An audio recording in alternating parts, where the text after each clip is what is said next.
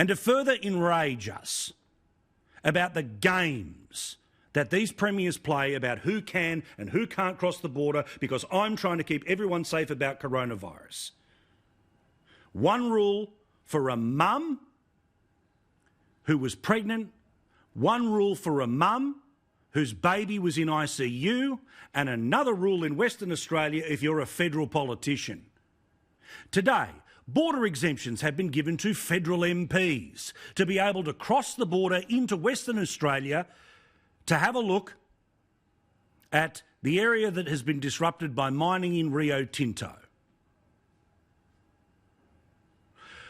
The people who are not given exemptions to get into Western Australia are the families of the FIFO workers who haven't seen mum or dad since February. People who are given an exemption to Western Australian rules are the billionaires who have sold us out to China.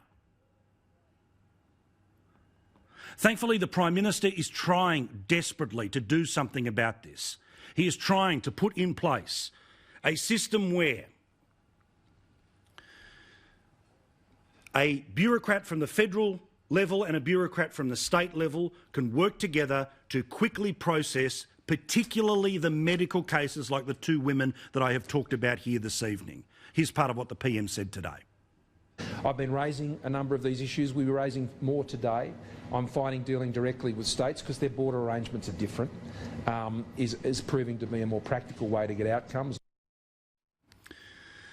Now, back to our old mate Daniel Andrews, because unbelievably, he's got more threats.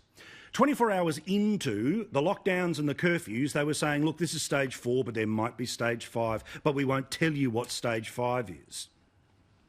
Well, now he's saying that despite the fact that cases are starting to fall, because they're not doing enough testing, there might be more cases out there. And if there are more cases out there, then guess what happens? The 6-week lockdown will get extended. Let's roll a power-drunk premier.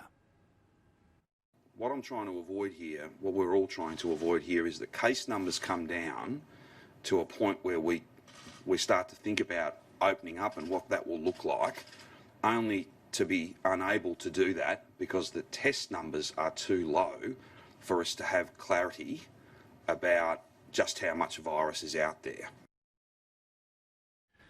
Here we go. There might be a stage 5, but we won't tell you what the stage 5 is. We had to go into curfew because a quarter of people weren't testing. A couple of months later, the excuses unravel. Yet accountability, it just simply will not exist.